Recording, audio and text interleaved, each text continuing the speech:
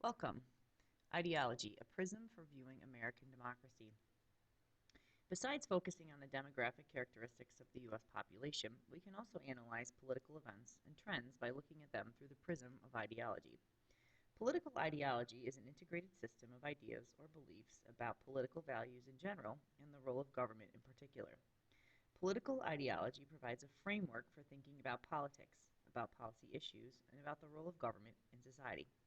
In the United States, one key component of various ideologies is the extent to which adherents believe that the government should have a role in people's everyday lives.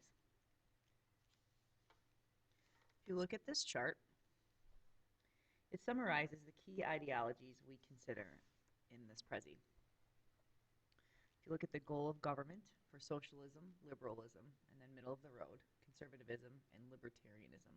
So you're going from left to right on the political spectrum for both the goal of government and the role of government. And you'll see later in this Prezi that this goes from left to right on the political spectrum.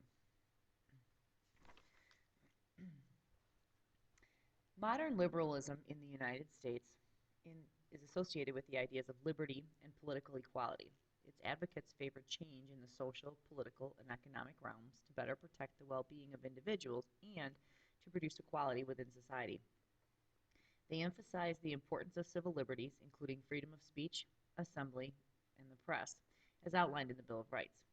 Modern liberals also advocate the separation of church and state, often opposing measures that bring religion into the public realm, such as prayer in the public schools. In addition, they support political equality, advocating contemporary movements that promote the political rights of gays and lesbian couples and voting rights for the disenfranchised. The historical roots of modern liberalism reach back to the ideas of classical liberalism, freedom of thought and freedom of ideas, exchange of ideas, limited government authority, the consent of the governed, the rule of law in society, the importance of an unfettered market economy, individual initiative as a determinant of success, and access to free public education.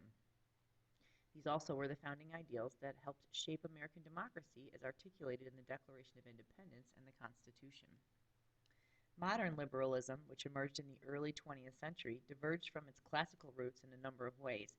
Most important, modern liberals expect the government to play a more active role in ensuring political equality and economic opportunity. Whereas classical liberals emphasize the virtues of a free market economy, modern liberals, particularly after the Great Depression that began in 1929, advocated government involvement in economic affairs. Today, we see the expectation in action when liberals calling for prioritizing economic policies that benefit the poor and middle classes, including job creation and tax policies. During protests sponsored by the Occupy movement, we saw criticism by liberals of policies that had benefited the rich, the top 1% of income earners, including the federal government's bailout of banks and financial institutions without safeguards that would have prevented executives at these firms from receiving multi-million-dollar bonuses. And that Occupy movement is where we had the 1%ers and the 99%ers. On a broader perspective, in modern times, liberals also are likely to advocate an affirmative action, increases in social welfare programs such as Social Security, Medicare, and Medicaid, and government regulation of businesses and workplace conditions. Advocates of conservatism recognize the importance of preserving tradition, of maintaining the status quo, or keeping things the way they are. Conservatives emphasize community and family as mechanisms of continuity in society. Ironically, some conservative ideals are consistent with the views of classical liberalism, in particular, the emphasis on individual initiative, the rule of law, limited governmental authority, and an unfettered market economy are key components of both classical liberalism and contemporary conservatism. Traditionally, one of the key differences between modern liberals and conservatives has been their view of the role of government. In fact, one of the best ways of determining your own ideology is to ask yourself to what extent the government should be involved in people's everyday lives.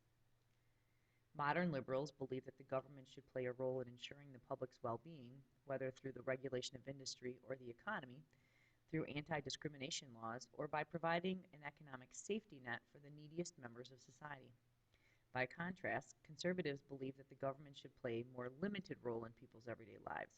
They think the government should have a smaller role in regulating business and industry, and that market forces rather than the government should largely determine economic policy. Conservatives believe that families, faith-based groups, and private charities should be more responsible for protecting the neediest and the government less so. When governments must act, conservatives prefer decentralized action by state governments rather than a nationwide federal policy. Conservatives also believe in the importance of individual initiative as a key determinant of success. Conservative ideas are the fundamental basis of policies such as the Welfare Reform Act of 1996, which placed the development and administration of welfare, temporary aid to needy families, or TANF, in the hands of the states rather than the federal government, and that's known as devolution. In recent years, several core groups within the conservative ideology have exerted strong influence in the U.S. political arena. In particular, evangelical Christians, who on the whole tend to hold very traditional social values while de-emphasizing fiscal matters, and Tea Party activists, who often advocate for lower taxes and less federal government interference in people's lives, have held sway. The Tea Party first flexed their muscles during the 2010 congressional elections, in which several of their candidates challenged traditional Republican candidates and in some cases won. In the 2012 presidential primary process, former Republican Pennsylvania Senator Rick Santorum's campaign gained traction in the early primary season against rival Mitt Romney because of the support Santorum received from evangelical Christians in several states. Although liberals and conservatives dominate the U.S. political landscape, other ideologies reflect the views of some Americans.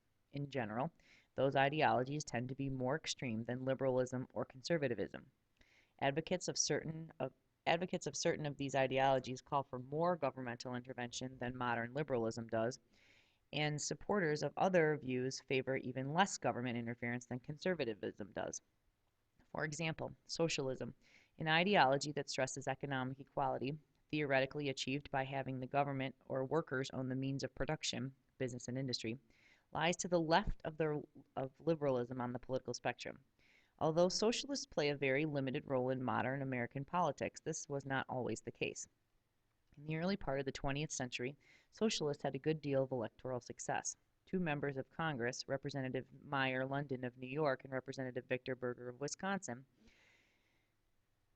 more than 70 mayors of cities of various sizes and numerous state legislators, including 5 in the New York General Assembly and many municipal council members throughout the country, were socialists. In 1912, Socialist Party presidential candidate Eugene Debs garnered 6% of the presidential vote, 6 times what Green Party candidate Ralph Nader netted in 2004.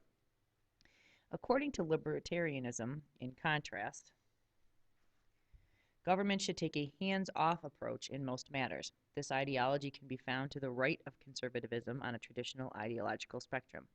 Libertarians believe that the less government intervention, the better. They chafe at attempts by government to foster economic equality or to promote a social agenda, whether that agenda is the equality espoused by liberals or the traditional values espoused by conservatives. Libertarians strongly support the rights of property owners in a laissez-faire, French for let it be, capitalist economy. A one-dimensional ideological continuum is limited, however, because it sometimes fails to reflect the complexity of many individuals' views. For example, although an individual may believe that government should play a strong role in regulating the economy, he or she may also believe that the government should allow citizens a high degree of personal freedom of speech or religion. Even the traditional ideologies do not always fit easily into a single continuum that measures the extent to which the government should play a role in citizens' lives. Liberals supposedly advocate a larger role for the government, but although this may be the case in matters related to the economic equality, liberals generally take a more laissez-faire approach when it comes to personal liberties, advocating strongly for privacy and free speech. And although conservatives support less government intervention in the economy, they sometimes advocate government action to promote traditional values, such as constitutional amendments to ban flag burning and abortion laws that mandate prayer in public schools. Scholars have developed various multi-dimensional scales, and if you'll notice, this one goes left to right and up and down, that attempt to represent people's ideologies more accurately. Many of these scales measure people's opinions on the proper role of government in the economy on one axis and their beliefs about personal freedom on a second axis. Look at this picture, and these scales demonstrate the traditional liberals, upper left quadrant, and the traditional conservatives, lower right quadrant, believe in social liberty and economic equality, and economic liberty and social order, respectively. But the scale also acknowledges that some people prioritize economic equality and social order, whereas others embrace economic liberty and social order.